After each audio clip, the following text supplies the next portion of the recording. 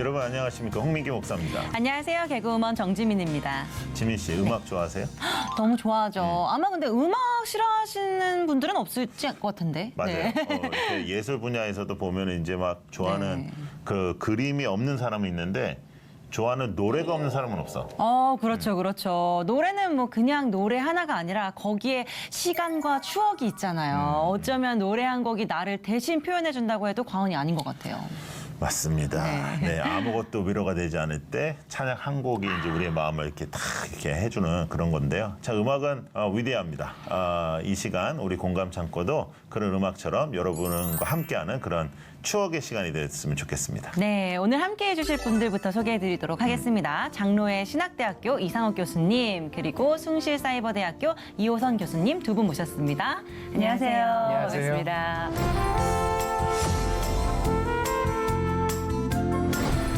네, 반갑습니다. 두 분 저희 모셨을 때가 역대 공감 창고 중에 가장 그 반응이 셌습니다.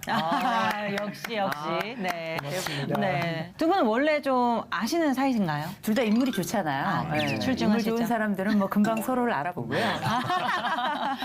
그리고 제가 또 학회 활동을 하거나 할 때 네. 정말 많은 가르침도 주시고 오. 또 제가 많이 배우는 분이고 또 방송에서 여러 번 뵈서 전 개인적으로 팬입니다. 아하, 네네. 저는 참고로 이렇게 생긴 분을 좋아하고요. 나같이 생기면 조금 차원이 달라요. 차원이 네.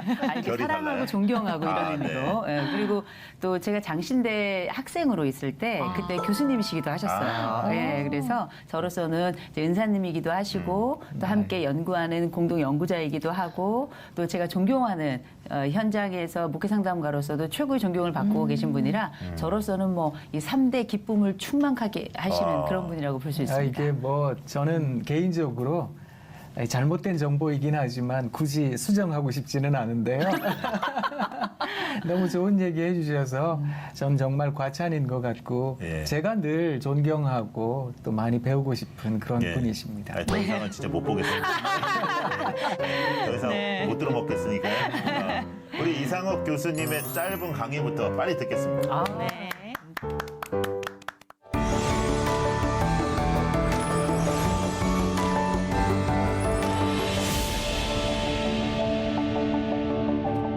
사랑합니다. 사랑합니다. 사랑합니다. 오늘은 여러분들과 함께 소명이라는 주제를 갖고 함께 생각을 해보고자 합니다. 우리가 흔히 소명이라고 얘기를 하면 소명과 사명에 대하여 약간 헷갈려 하기도 하는데요.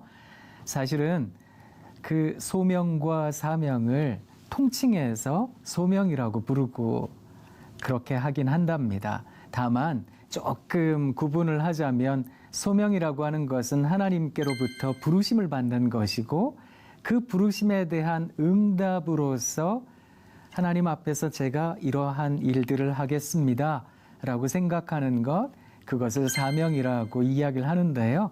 그래서 콜링이라고 하는 소명에 대한 리스판스, 응답으로서 미니스트리, 그것을 우리가 통칭해서 그냥 소명이다 이렇게 이야기를 하곤 합니다. 사실 우리가 소명을 받고 사명을 이루어가는 이 큰 소명을 하나님 앞에서 이루어간다는 것은 참 많은 일들과 이야기가 필요한 것이 아닐까 이런 생각을 하는데요. 제가 좋아하는 장석주 시인의 대추 하날이라는 시가 있습니다. 제가 읽어드리도록 할게요. 한번 들어보세요. 적에 저절로 붉어질 리는 없다. 저 안에 태풍 몇 개, 저 안에 천둥 몇 개, 저 안에 벼락 몇 개.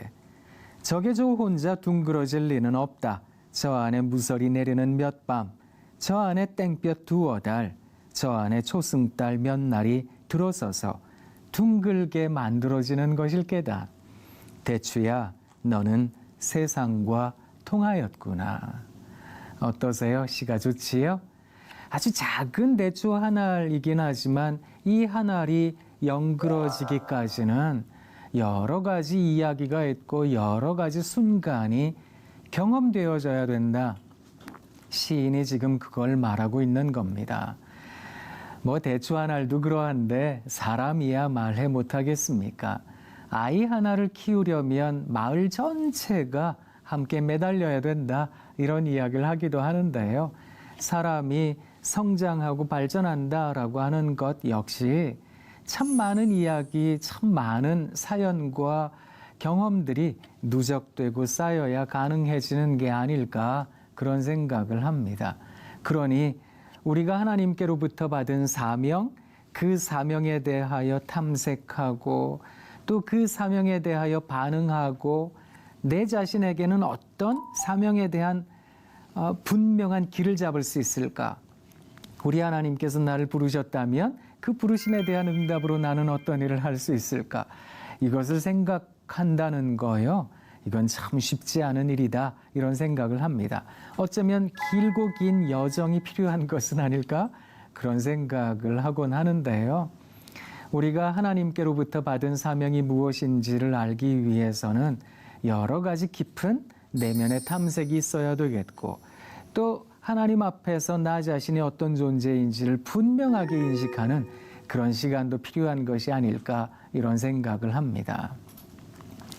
사랑하는 여러분, 그러한 사명을 이루어가는, 소명을 이루어가는 그런 삶을 살기 위해서 한 가지 꼭 필요한 것이 있는데요. 그것이 무엇인가 하면 자기 자신을 반성하고 반추해 보는 것이랍니다. 반추한다 라고 하는 말이 조금 어렵게 들리실 수 있는데 스스로를 성찰한다 라는 말입니다. 나이덕 시인이 밀물이 내 속으로 라는 시를 적었는데요. 이 시도 한번 읽어드릴 테니까 잘 들어보세요. 쌓고 또 쌓고 쌓는지도 모르고 쌓고 쌓는 것에 허망함을 알면서도 쌓고 어디까지 갈 수 있나 오기로 쌓고 이것도 먹고 사는 일이라고 말하며 쌓고 부끄럽다 얼굴 붉히면서도 쌓고 때로는 공허함이 두려워서 쌓고 지우지 못해 끊지 못해 쌓고 바닥도 끝도 없음을 쌓고 또 쌓다가 어느 날 내가 쌓은 모래성이 밀물을 불러왔다. 어떠세요? 우리가 살아가는 삶의 여정 속에서 하나님 나를 어떻게 부르셨을까? 그 부르심에 대해 나는 어떻게 응답해야 되는 것일까? 이 소명을 찾아가는 여정 속에서 나도 모르게 나 자신의 욕심이 욕구가 스며들 때가 진짜로 많이 있습니다. 그러다 보면 허망한 것들을 쫓아갈 때도 많고요. 또 세상의 여러 가지 욕심과 자랑, 또 이 세상이 바라는 것들에 심취해서 내 마음이 매몰된 듯 그렇게 정신없이 살아갈 때도 많은 것 같아요. 그래서 이것도 쌓고 저것도 쌓고 그러다가 어느 순간엔가 내가 쌓은 모래성이 밀물을 불러왔다는 시인의 말처럼 모든 것이 허물어지는 때가 오는 것도 아닐까 싶은데요.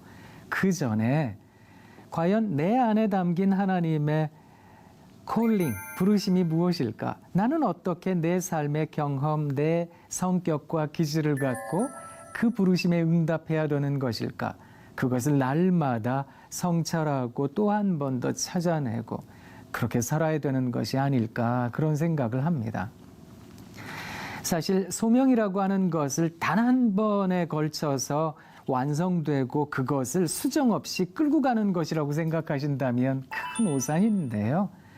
우리가 가지고 있는 그 소명과 사명, 큰 틀에서 소명, 이것을 날마다 반성하고 날마다 분석하고 한번 스스로를 찾아가는 그런 귀한 여정이 반복되어야 되지 않을까, 그것을 여러분들께 권면드리고자 합니다. 제가 사는 동네는 우리나라 아이들이 제일 살고 싶어하는 동네인데요. 도봉구 방학동 살거든요. 서울의 도봉구에 방학동이라는 동네가 있는데 그 동네 바로 옆 동네가 쌍문동이에요.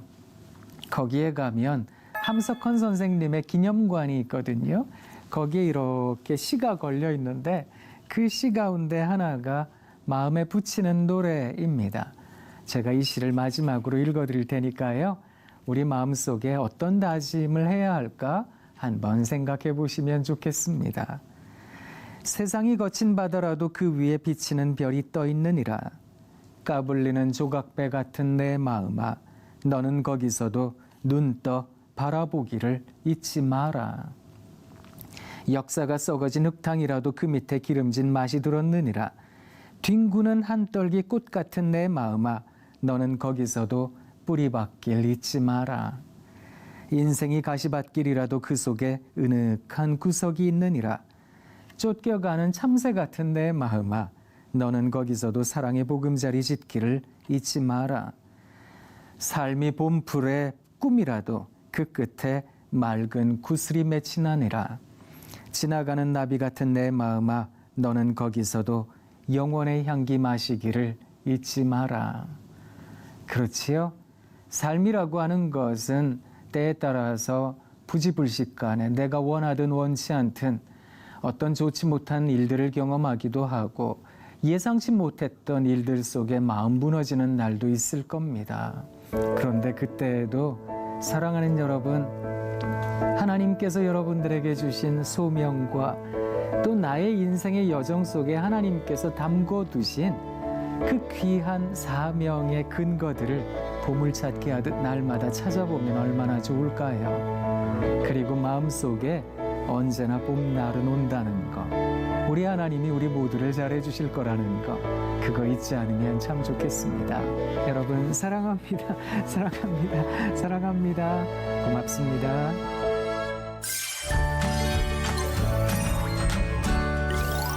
우리가 살면서 비전을 찾는 건 참 중요한데 그걸 이루어가기 위해서 끝없이 우리가 이제 갈등 관계도 있고 그런데요. 이런 갈등을 풀어가는 거 참 쉽지 않아요. 아, 그렇죠. 어쩌면 우리가 이 생을 다 하는 날까지 이게 해결되지 않는 숙제일지 모르겠다라는 생각이 들어요. 나이를 먹으면 먹을수록 그 나이에 맞는 어려움들이 또 새롭게 생겨나니까요. 맞아요. 네. 참, 이 문제들을 함께 나누는 시간, 뭐 이런 것, 네. 우리가 이제 하고 싶은 일인데요. 오늘도 공감 창고를 찾아오신 분이 계시죠? 네, 오늘은 특별하게 이 사연자분이 직접 저희 스튜디오에 이렇게 나와 계세요. 근데 저희도 지금 보이지가 않거든요. 어디 계신지도 모르겠어요. 그런 만큼 여러 가지 상황상 얼굴과 목소리는 노출이 되지 않게 저희가 장치를 했다는 점 양해를 부탁드리고요. 네, 먼저 이 사연자분의 이야기를 듣고 오겠습니다. 안녕하세요. 저는 신대원생이자 교회를 섬기는 전도사입니다. 저는 여느 신학생들처럼 신학교에서와 교회 전도사로 사역을 하면서 많은 생각을 하게 되었습니다. 학교에서 친구들과 이런 부분에 대해서 이야기할 때가 있는데 그럴 때면 어떤 친구는 자신이 이 길을 가는 게 맞나 싶은 생각에 혼란스러워진다는 이야기를 하기도 합니다. 이런 생각이 들게 하는 데는 여러 가지 이유가 있겠지만 본인이 생각했던 목회자의 길이라는 것과 현실에서 만나는 모습들의 차이가 있기 때문이라고 생각됩니다. 저도 현실에서 여러 가지 생각이 들 때가 있는데 이런 부분에서였습니다. 전도사 사역을 했던 어느 교회 목사님께서 부교육자들을 마치 개인적으로 채용한 일꾼처럼 느끼게 하신 분이 있었습니다. 공적인 일이 아니라 사적인 일을 보실 때도 늘 저나 다른 부교육자들에게 운전을 시키시고 또 다른 일을 보실 때도 몇 시간이고 차에서 대기하게 하시고 개인적인 심부름들도 아무렇지 않게 시키다 보니 마음이 불편해질 때가 한두 번이 아니었습니다. 처음에는 어르신이고 이런 일 정도야 뭐 순종하는 마음으로 할 수 있지라는 생각이 있었는데 이런 일이 반복되고 또 시간도 많이 뺏기다 보니 마음이 불편해지기 시작했습니다. 그래서 한 번은 정중하게 목사님께 건의를 드려본 적도 있었는데 담임 목사님은 이야기를 듣자마자 굉장히 불쾌해하시면서 이런 일이 다 주의 일인데 이런 마음으로 앞으로 어떻게 목회자가 되겠느냐 그렇게 화를 내셨습니다. 그때 이후로는 아무 말 하지 않고 임기만 빨리 채우자라는 마음이 컸습니다. 담임 목사님에게 불편한 마음이 생기다 보니 제가 마음을 쏟아야 하는 교육부 사역에도 차질이 생겼고 2년 동안 사역을 했던 시간 동안 계속 불편한 마음으로 지냈던 시간이 있었습니다. 하지만 그 후에 사역했던 교회도 별반 다르지 않았습니다. 하나님의 부르심으로 순종한 목회자의 길에서 인간적인 이런 일들을 만나다 보니 제 부르심이 존중받지 못하는 느낌도 들고 다른 목사님의 심부름꾼이어도 그 모든 게 주의 일이니 순종해야 한다는 어르신의 말씀에도 강한 반발심이 생깁니다. 이런 마음으로 계속 갈등하고 있는 상황이 많이 괴롭습니다. 참 마음이 안 좋은 그런 이야기인데요. 네. 그러나 이 방송을 보고 계시는 전도사님들, 뭐 부목사님들 하고 싶으신 말씀이 굉장히 많은 부분일 것 같고, 또 반대로 담임 목사님들도 또 하실 말씀이 좀 있을 것 같은 그런 부분이네요. 맞아요. 이게 좀 되게 조심스러운 부분일 것 같은데 여기 계신 분들이 모두 목사님들이시잖아요. 하실 말씀이 또 있으실 것 같아요. 네. 먼저 이상학 교수님 어떻게 이 사연을 들으셨어요? 사연 들으면서 많이 미안했지요. 네. 어떻게 보면 저도 목사로서 네. 또 선배 목사로서 그렇죠. 예. 이런 상황 하에 우리 전도사님이 사역하고 있다라고 하는 것 자체가 많이 미안하고 또 죄송하고 그런 생각이 많이 들었습니다. 우리 이효성 교수님은 어떻게 들으셨어요?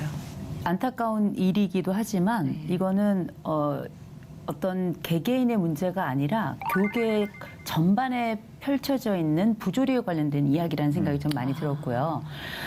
저도 이제 다른 교회에서 일을 하면서 제가 느꼈던 건 뭐냐면 내가 과연 인격적인 대우를 받고 있는가, 어디까지가 전도사로서의 일이고 어디까지가 개인적인 일인가, 그럼 이걸 내가 선택할 수 있는 일이 아니라 의무적으로 해야 되는 일인가, 그럼 이건 하나님의 사역 안에서 갑을 관계에 들어가는 게 아닌가, 이런 생각을 저도 한 적이 있기 때문에 저 마음이 첫째 10분 이해가 되고요. 두 번째로는 이거는 부끄럽게 생각하거나 숨어 살 이야기가 아니라 공동의 논의가 필요한 이야기가 아닌가, 제도와 구조와 그리고 문화를 바꿔가야 될 일이 아닌가라는 생각이 저는 너무 강하게 들었어요.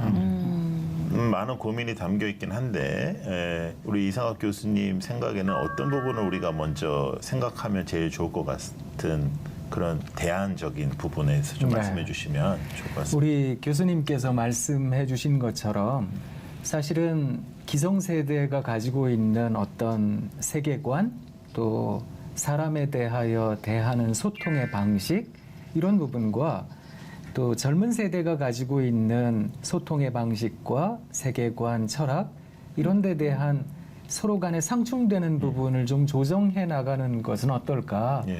이런 생각을 해보는데요. 우리 목사님께서도 아마 그런 식의 도제 관계처럼 그런 멘토링과 같은 훈련을 받으신 적이 있으신지 잘 모르겠는데 왜 예전에는 그렇죠. 그런 생각할 때가 많았거든요. 네, 왜 멘토를 찾는. 네.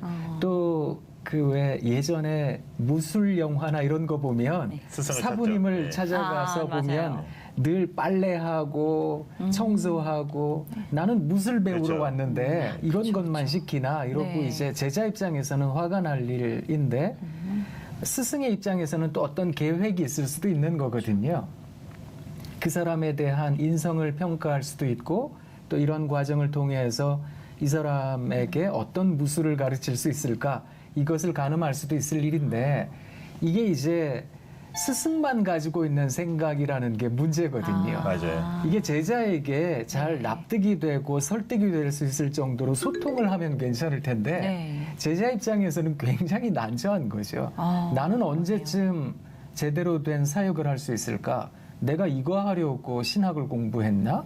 이런 거 하려고 내가 목회 활동을 하고 있나? 이런 생각이 들 법한 일이거든요. 이 부분에서 서로 간에 좀 어떤 대화와 소통을 열어가는 이런 노력이 필요한 게 아닐까 이런 생각해봤습니다. 맞습니다. 근데 이게 비단 이 딱 두 명의 문제가 아니라는 거 아까 전에 말씀하셨지만 이게 세대가 교체되면서 굉장히 좀 문제가 좀 커지는 것 같은데 왜냐면 단 둘만의 문제가 아닌 것 같아요. 그렇죠, 교수님?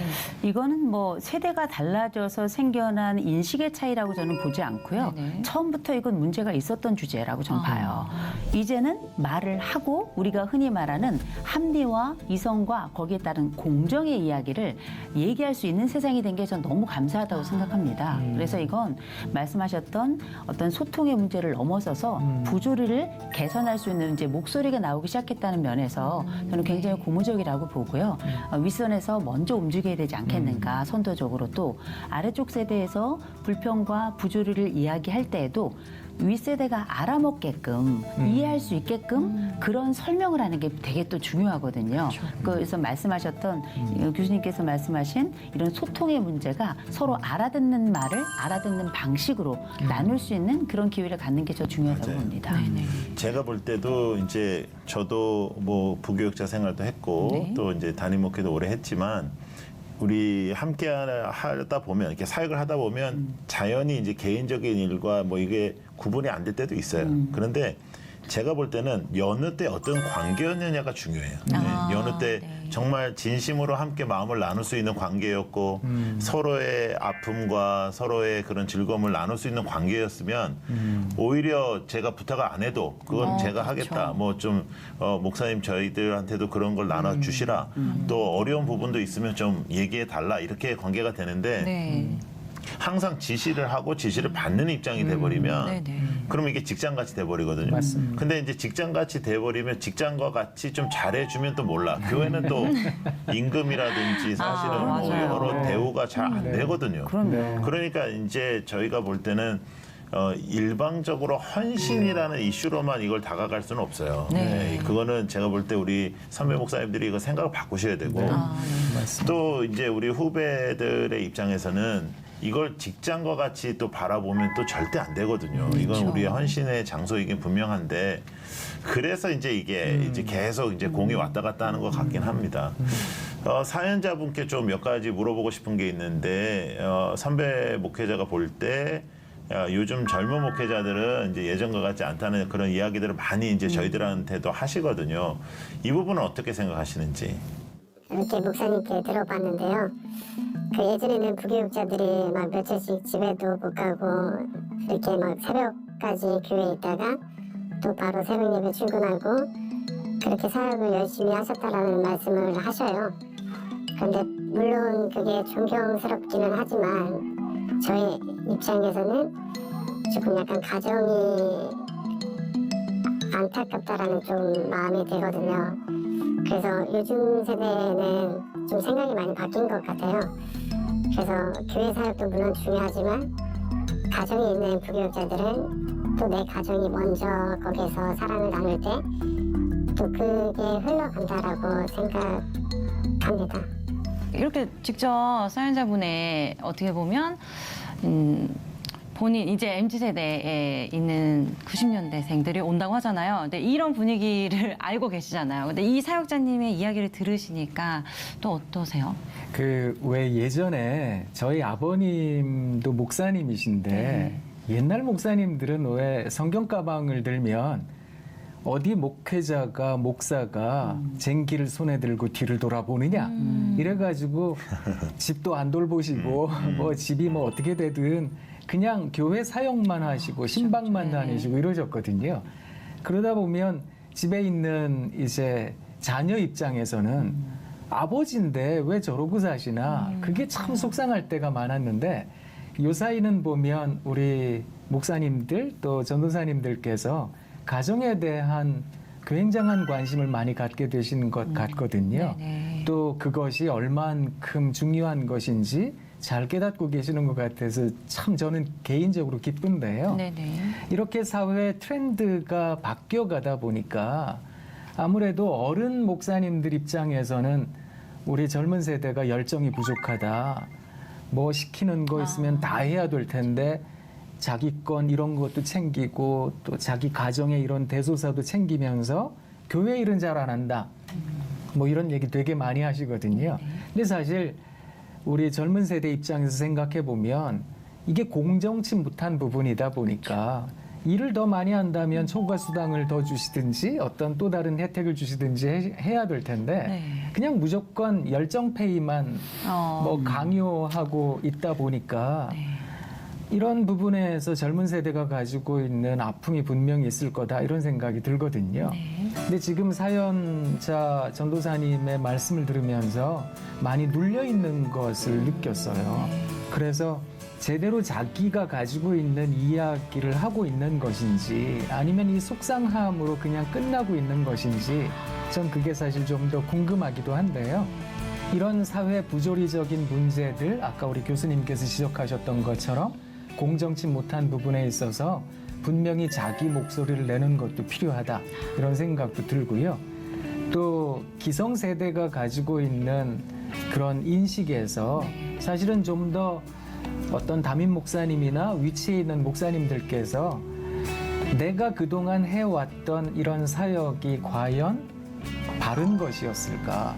또 그것이 하나님 앞에서 참 귀중하고 올바른 것이었음에도 불구하고 내 주변을, 특히 내 가정을 과연 건강하게 하고 있었던 것일까? 한번 돌아보면 어떨까? 이런 생각도 해봤습니다. 네. 참 많은 생각이 드는 말씀이었던 것 같아요. 맞아요. 근데 저희 입장에서도 저도 안 좋은 거 빨리 말하고 싶은데 말하는 방법들을 잘 몰라서 공격적으로 말해버리거나 지금까지 내가 참았는데 막 이렇게 터지는 수가 있거든요. 어떻게 하면 좀 더 전도사님이잖아요. 또 지혜롭게 그거를 표출해내기가 쉽지 않은데 어떤 방법이 또 있을까요?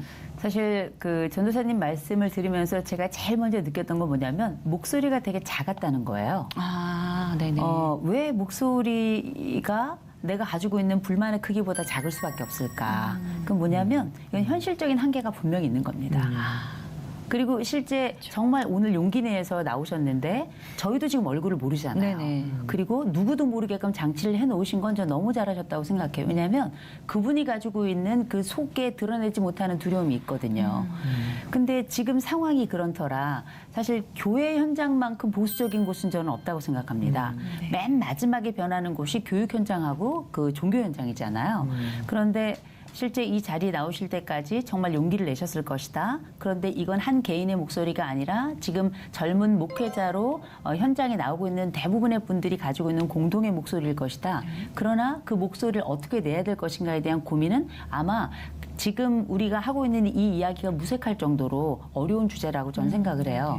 왜냐하면 이분들은 사실 평판을 통해서 다음번에 목회 사역지를 간다든지 아니면 평판이나 다른 여러 목사님의 그 추천서 한 장이 사실은 다음번 목회지를 선정하거나 뭐 부목사로 가거나 담임 목사로 갈 때도 굉장히 중요하기 때문에 이 부분이 조심스러울 수밖에 없거든요. 다만 분명한 건 그 얘기를 전달하는 과정에는 제일 먼저 듣는 사람의 귀에 들리게끔 하는 단어를 선정하는 거 되게 중요할 것 같아요. 그래서 흔히 우리가 토론을 할 때 보면 아 이런 말씀 잘 들었습니다. 그런데 이런 부분은 이런 것 같습니다. 이런 방식이 가장 상대방을 존중하면서도 내 얘기를 상대가 듣게끔 하는 이런 방법이다라고 알려져 있는데 이런 방법을 조금 사용해 보시면 어떨까라고 조금 제 생각을 짧게 전해드리면 이를테면 목사님 말씀, 기성세대의 말씀은 일단은 듣긴 들어야 돼요. 왜냐하면 그들은 말하는 데 익숙해져 있기 때문에 벌써 얘기 나오면 라떼는 말이야 라고 얘기가 나오잖아요. 아, 네, 맞아요. 근데 그 경험치를 무시할 수는 없어요. 왜냐하면 그들도 고통으로 쌓아온 경험이기 때문에. 그래서 듣때 이런 부분 너무 존경스럽습니다. 이런 부분 저는 꼭 배우고 꼭 실천하겠습니다. 그런데 이런 부분 하나 정도는 이렇게 조금 교정하면 훨씬 더 좋을 것 같습니다 해서 한꺼번에 토하듯이 의견을 제시하면 그거는 세대의 차이를 떠나서 누구든지 듣기가 어려워요. 그래서 전체 이야기 중에 3개 인정하고 하나는 살짝 언급하는 방식으로 간다면 그 위쪽 세대, 흔히 가장 민주적이어야 하지만 어쩌면 가장 권위적이기도 한 그 교회 현장에서 윗세대를 존중하면서 나의 목소리를 낼 수 있는 그러면서 내가 가지고 있는 것이 똑똑함으로 전달하거나 권리로 전달이 되는 것이지 무례하거나 혹은 마치 윗세대를 부정하는 것 같은 인상을 주지 않는 방식은 3개 인정하고 하나 정도는 이렇게 우리가 1대1을 가면 좋겠지만 그렇게 못하더라도 스텝 바이 스텝으로 또 리틀 바이 리틀 조금씩 전진한다 생각하시고 3개의 하나 이런 정도의 비율로 말씀을 좀 나눠보시면 어떨까라고 제안을 좀 드려봅니다. 지금 말씀 들으면서 저는 어쩜 이렇게 말씀을 잘하실까? 제가 교수님께 배웠잖아요. 귀에 쏙쏙 들어온네 이런 생각을 했는데요. 또 한 가지 더 말씀드리고 싶은 건 우리 전도사님께 좀 더 힘을 내시라 이런 말씀 드리고 싶어요. 아직 젊으니까 네네. 한번 목사님께 하고 싶은 얘기 있다면 한번 해보면 어떨까 이런 생각이 들기도 하거든요. 그 외 두 분께 제가 그냥 한번 질문 드려보면 그 메소포타미아의 수메르 문명 문헌에도 나오고 또 피라미드 내벽에도 쓰여져 있고 또 소크라테스도 자기가 쓴 글에도 나오는 문장이 공통적으로 있는 문장이 있거든요. 혹시 그게 뭔지 아세요?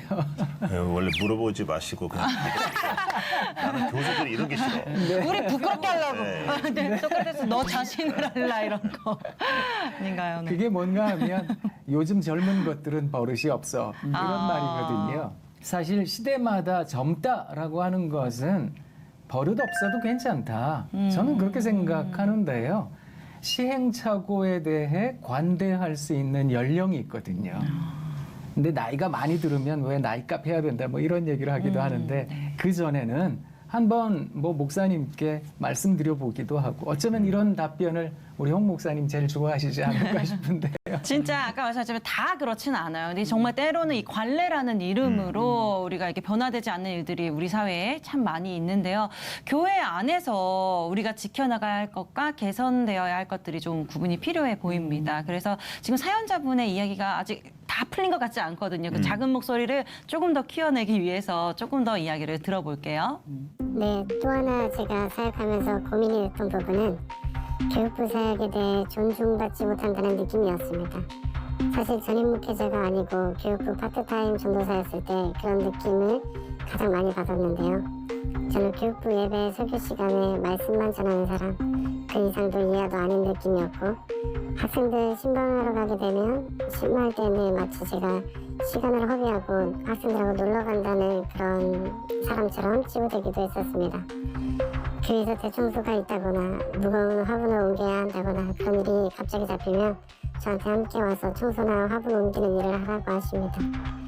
그러면 저는 신방을 가야 한다고 학생들하고 약속이 있다라고 하면 마치 일을 하기 싫어서 핑계를 대는 사람처럼 취급을 하시고 심지어 놀러 가는 거 아니냐고 빈정대시기도 했습니다.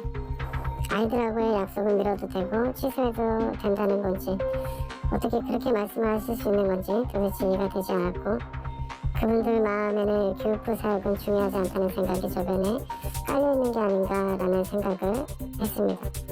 입으로는 다음 세대를 위한다라고 하지만 실질적으로는 그런 투자나 아이들을 향한 그런 것들이 없는 모습을 보고 조금 많이 마음이 어렵기도 했습니다. 아, 진짜 쉽지 않은 문제들이에요. 그렇죠? 이렇게 이야기를 할 수 있는 것만으로도 지금 변화에 나는 한 걸음 나갔어라고 이제 생각을 하실 것 같은데요. 그렇죠? 저도 뭐 평생 교육을 전문으로 사역을 했던 사람이고 지금도 우리 다음 세대를 사역하는 분들과 함께 고민하는 사역을 하고 있지만 한국 교회가 교육부를 향한 그런 모습이 이런 부분이 되게 많습니다. 예. 교수님 이런 부분에 대해서 어떻게 느끼셨는지? 그러면요, 이게 어떻게 보면 고질적인 잘못된 병폐처럼 느껴지기도 하는데요. 보면 담임 목사님, 부목사님, 또 전도사님, 교육전도사님 이게 하나의 서열처럼 예. 내려오는 부분으로 성도들도 인식하기도 하고 또 사람들이 많이 그렇게 생각하는 부분들이 있어서 담임 목사님 기도는 중요하고 뭐 전도사님 말씀은 그냥 덜 중요하고 그러니까 전도사님은 그냥 말씀만 전하고 그리고 또 다른 것에 대해서 여러 가지 뭐 잡일 같은 것들도 많이 하는 일종의 그야말로 파트타임 알바처럼 대우받을 때가 많거든요. 그런 부분에 대한 이야기를 들으면 진짜 속상하죠. 이건 진짜 말이 안 돼요. 왜냐하면 다음 세대에 대해서 표를 갖고 있지 않은 교회가 거의 없거든요. 그렇죠. 네, 그래서 지금 이 시스템은 정말로 속이 많이 상한 시스템 같아요. 맞아요. 저는 또 이제 아이들을 교회 학교에 이렇게 보내는 학부모로서 더 마음이 좀 와닿는 것 같은데 이호성 교수님 이야기 들으니까 어떠세요? 일단은 교육자입니다.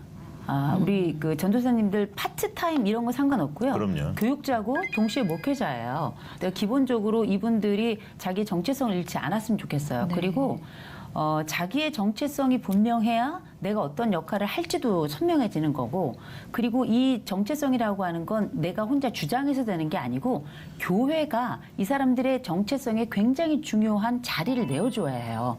근데 지금 보면 진짜 중요한 그 파트에 이 사람이 해야 될 역할 자체를 약간 흐리게 하는 그런 그 환경이 보이거든요. 말씀을 들어보면. 근데 이게 이 교회만 그런 게 아니라 제가 저는 교회 정말 많이 옮겨 다녔어요. 그런데 다니는 교회마다 참 어떻게 보면 우리 그 교육 전도사님들 같은 경우 보면 되게 어려요.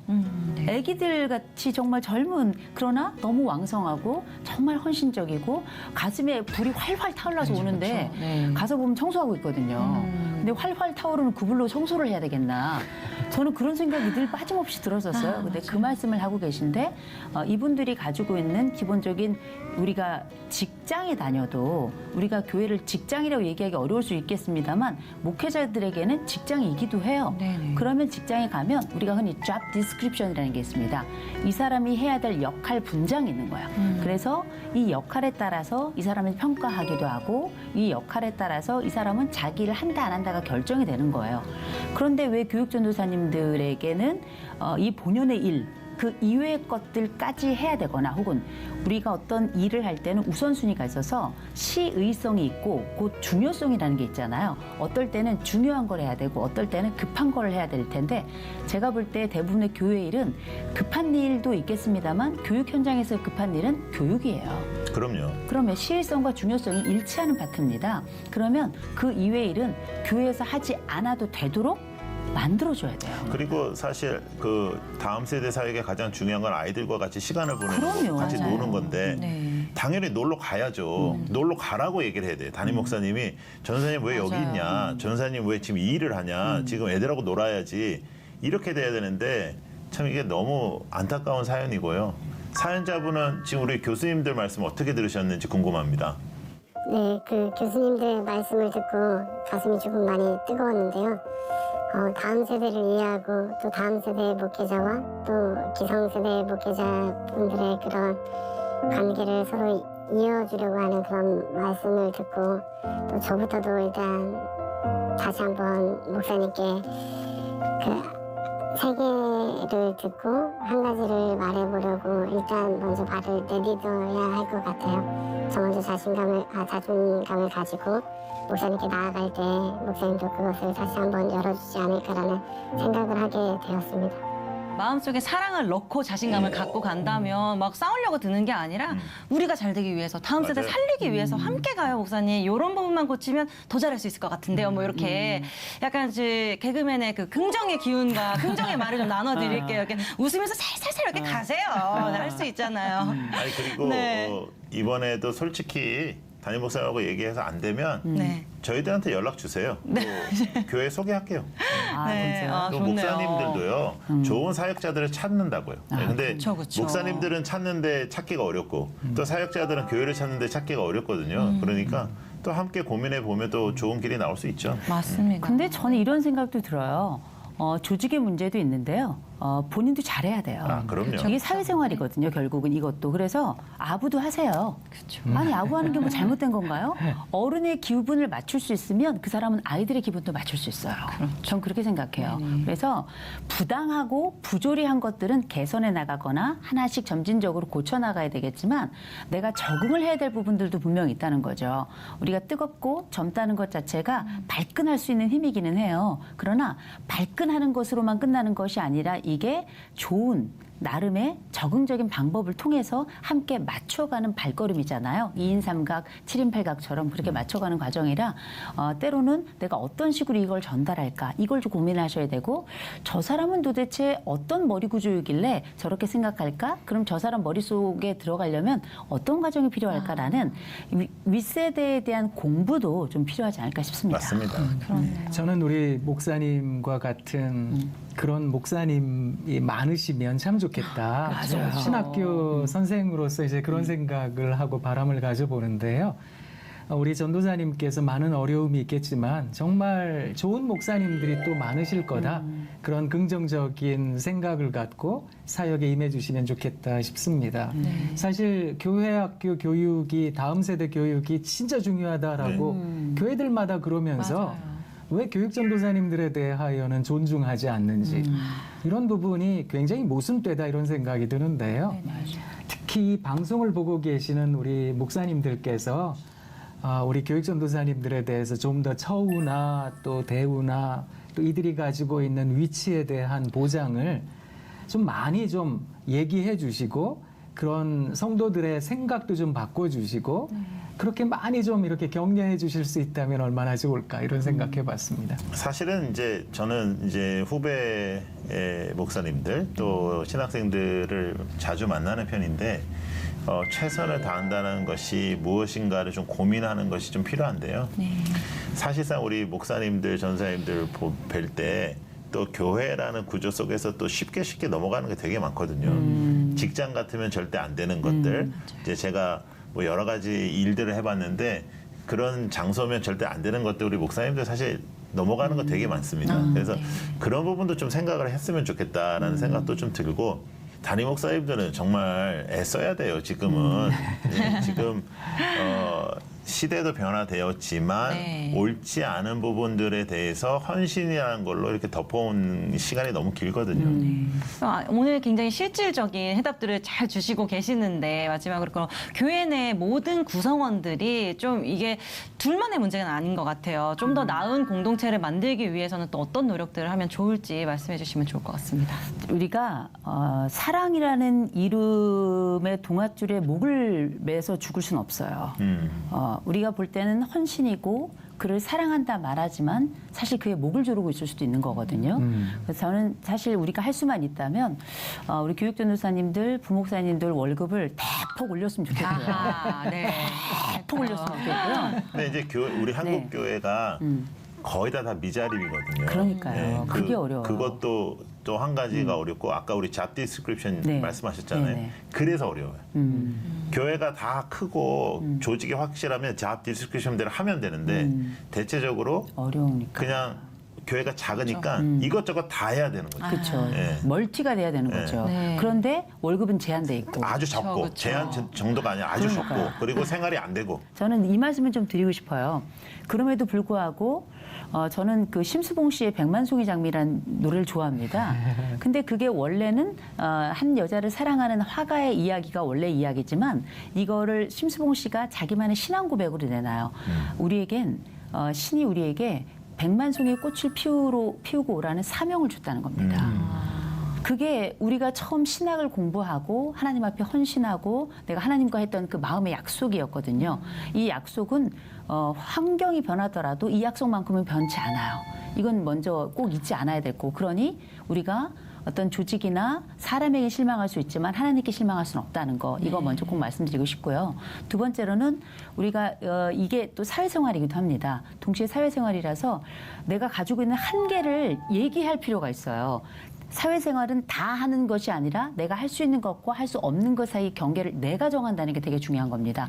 더군다나 교회 현장은 다 맞춰야 되는 상황이라고 생각하지만 한 번도 어떤 목회자도 저는 이 부분 여기까지가 조금 한계인 것 같습니다. 제가 나머지는 도움이 필요합니다라고 요청하는 분들을 많이 못 봤어요. 한계 인정하고 필요한 부분에 대해서 외부의 도움을 요청하는 것. 외부라는 건 나 이외의 사람들을 이야기하는 겁니다. 그래서 제가 가지고 있는 소진의 값을 치르려고 하지 말고 내가 소진되기 전에 나의 경계를 알아서 그걸 얘기하는 거 되게 중요하고요. 맞아요. 그다음에 세 번째로는 항상 저는 3명 이상의 멘토가 필요하다고 생각합니다. 그게 내 담임 목사님만이 멘토가 되는 건 아니지만 가서 질문해야 돼요. 특별히 젊은 세대들이 윗세대와 함께 어쨌든 이 길을 앞으로도 나아가야 될 텐데 그러기 위해서 어른들의 마음을 움직이는 어떤 키가 있는데 그게 뭘까? 라고 저한테 물어보면 전 이렇게 이야기합니다. 그건 질문입니다. 나에게 물어보는 자는 몇 가지를 전제하고 있거든요. 하나, 얘가 나를 존중하고 심지어 존경하는구나. 나에게 답이 있다고 생각하는구나. 두 번째, 나에게 어떤 질문을 한다면 내 답을 존중하고 그대로 하겠다는 의지를 보이는구나. 이런 거거든요. 그렇다면 윗세대 담임 목사님이건 부목사님이건 아니면 다른 내 멘토가 될 만한 목사님께 그리고 그 목사님들은 어떻게 해야 되냐면 적어도 여러 경험을 잘 극복해 보신 분들 극복하지 못하고 망한 분들 말고요. 잘 극복한 분들에게 가서 지혜를 구하면 그 지혜 속에 정말 좋은 다리들이 나오더라고요. 그리고 그 다리가 어쩌면 나를 올가매어서 나의 목을 정말 숨을 막히게 하는 동아줄이 다른 종류의 줄이 되어서 다른 사람을 구하고자 하는 첫 번째 내가 받았던 하나님의 그 사명의 줄이 될 수 있다는 걸 확인하는 데는 그런 멘토링이 될 만한 세 분의 지혜자가 도움이 되지 않을까 싶습니다. 참 두 분은 진짜 말씀을 잘하시네요. 네. 그냥 계속 빠져드네요. 네, 그러니까 네. 두 분이 뽑혀가지고 이렇게 다시 나오는 이유가 있네. 네, 제가 잘 배워서 그래요. 아니요. 저는 배운 대로. 전 그냥 숟가락만 얹었어요. 오늘 교수님 두 분의 공감의 메시지를 전해주시는 것으로 오늘 이야기를 좀 마무리하려고 했는데 이미 너무 공감을 많이 해주셔가지고 네. 예, 그래도 너무 이렇게 감사해요. 다이렉트로 사연자분에게 힘내시라는 그 공감의 좀 메시지를 짧게, 주시면 좋을 좀 것 같아요. 짧게 네. 그 전도사님께 네. 예, 말씀해 주시면 좋을 것 같습니다. 전도사님 힘내세요. 그리고 앞으로 제가 신학교 교수로서 목회자 세미나를 가거나 기존 목사님들을 뵐 때 꼭 그 말씀을 드리도록 하겠습니다. 화이팅! 네. 저는 오늘 전도사님 제가 선물을 좀 드릴까 해요. 왜냐하면 일단 여기 4명의 함께 할 동지들과 멘토가 생겼다는 게 첫 번째 선물이고요. 와. 두 번째로는 우리가 목회자들이 참 어려운데도 불구하고 개인적으로 욕할 장소가 없어요. 제가 적어도 5회 무료 상담권 선물로 우와. 제가 드릴 거고요. 그다음에 세 번째로는 저도 마찬가지로 가르치는 현장에 있습니다만 제가 만나는 분들 중에는 참 감사하게 또 목회자들 또 사모님들 또 전도사님들 이렇게 집단으로 만날 경우가 되게 많더라고요. 이 안타까움과 또 이 울분의 이야기들을 있는 그대로 제가 전해가지고요. 다른 분들의 울분을 좀 한번 모아오겠습니다. 그때 같이 성태대회 같이 한번 하죠. 이게 세 번째 선물입니다. 우와. 네, 힘내시죠. 우리도 제대로 열심히 공감. 하죠. 파이팅. 네, 진짜 제대로 공감 선물 받고 가시는 것 같습니다. 네, 감사합니다. 이렇게 살면서 찾아오는 문제들을 어떻게 해결하며 사는가가 가장 좀 큰 숙제인 것 같아요. 맞아요. 네. 저는 전도사님께 저도 한 말씀 드리자면 네. 최선을 다하고 안 되면 옮기면 된다. 전도사 때는 옮겨도 돼요. 예, 단임 목회하면은 그게 어려워지지만 예, 그러나 이제 또 한 가지 좀 어두운 면을 얘기하자면 그래도 지금 담임 목사님 한 분하고 어려운 게 낫지 이제 성도가 어렵게 하면 이제 앞으로 그것도 쉽지 않다. 맞습니다. 그런 말씀 드리고 싶네요. 네, 예. 이 관계라는 게 필요에 의한 관계가 아니라 진짜 함께 살아가는 삶의 동역자로 서로를 인정하고 인식한다면 우리가 좀 더 성숙해질 수 있을 것 같습니다. 오늘 도움 말씀 주신 이상호 교수님, 이호선 교수님 감사합니다. 고맙습니다. 진리를 구별하는 가장 중요한 요소는 일관성입니다. 상황에 따라 상대에 따라 달라질 수가 없죠. 그걸 우리가 진리라고 합니다. 맞습니다. 그렇기 때문에 변화무쌍한 우리의 삶에 변하지 않는 진리의 말씀이 반드시 필요한 것 같아요. 네, 일관된 진리의 말씀으로 사람을 대하고 상황을 파악한다면 우리 삶의 갈등이 좀 한결 좋아질 거라 생각이 드는데요. 저희는 여기서 인사드리고 다음 시간에 뵙도록 하겠습니다. 함께해 주신 여러분 감사합니다.